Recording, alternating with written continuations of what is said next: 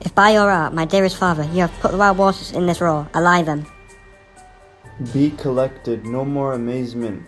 Tell your piteous heart there's no harm done.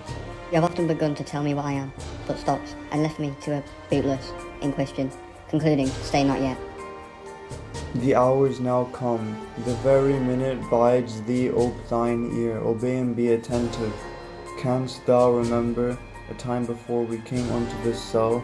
I do not think you canst, for then thou was not out 3 years old.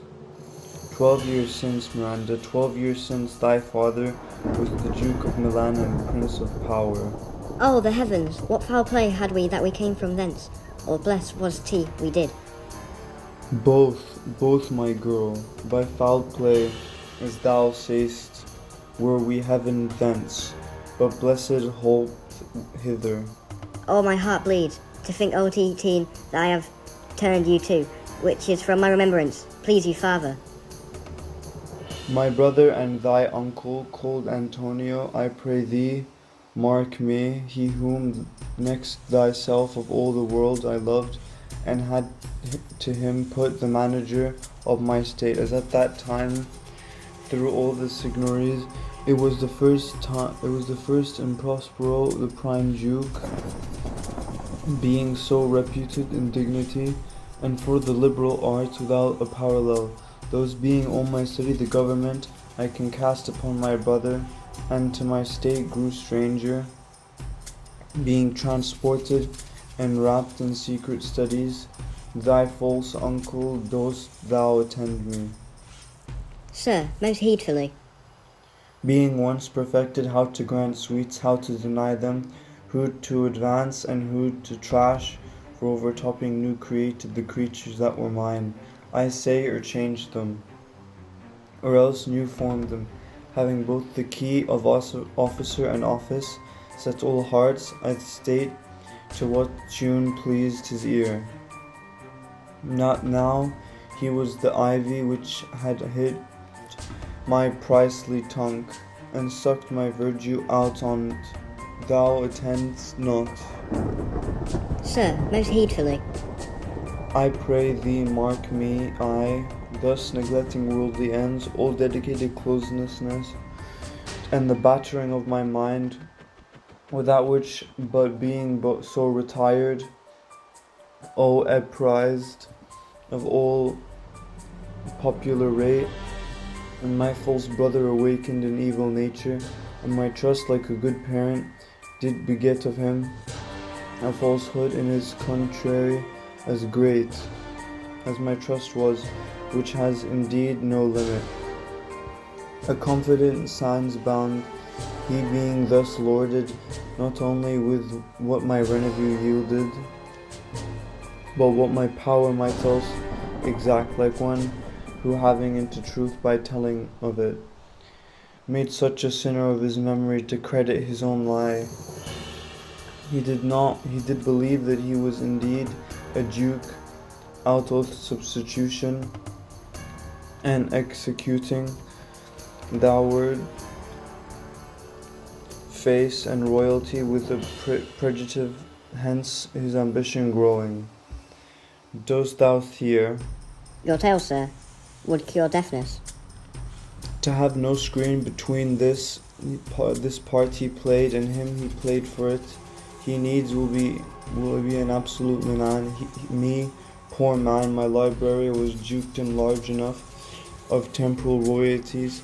He thinks me now incapable, confederates so dry. He was for sway with King of Naples, to give him annual tribute, to do him homage, subject his coronet to his crown, and bend the dukedom yet unbowed. Alas, poor Milan, to most ignoble stooping.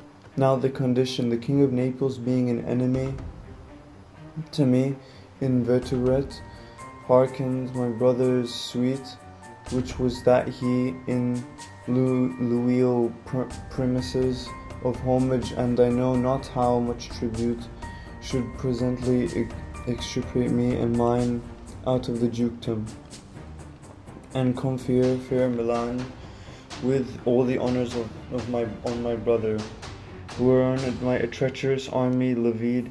One midnight fated to the purpose, did Antonio open the gates of Milan, and I, dead of darkness, the ministers for the purpose, hurried thence me and thy crying itself.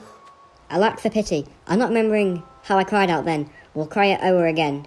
It is a hint that wings mine eyes to tea. Hear a little further, and then I'll bring thee to the present business which now's upon, without the which this story were most impertinent. Wherefore did they not, that hour destroy us? Well demanded, wench, my tale provokes that question, dear, they durst not. So dear love, the love my people bore me, nor set a mark so bloody on the business, but with colours fair painted their soul foul ends. In few they hurried us aboard a bark, bored in us some leagues to sea, where they prepared a rotten carcass of a butt not rigged, nor tackles, sail, or nor mast. Very rats instinctively had quitted. Then there they hoist us, to cry to oath sea that roared to us, to sigh to the winds, whose pity, sighing back again, did us but loving wrong. Alack, what trouble was I then to you? O a cherubim thou was that did preserve me, thou didst smile, infused with a fortitude from heaven, when I have decked the sea with drops full salt under my burthen groaned, which raised me in me an undergoing stomach to bear up against what should ensure. How came we ashore? By providence divine, some food we had and some fresh water, and that a noble Neapolitan Gonzalo, out of his charity, who being then appointed master of this design, did give us, with rich garments, linen, stuff, and necessaries, which seen of seat steaded much, so of his gentleness. Knowing I loved my books, he furnished me from my own library, with volumes with a prize above my dukedom. Alack, what trouble was I then to you?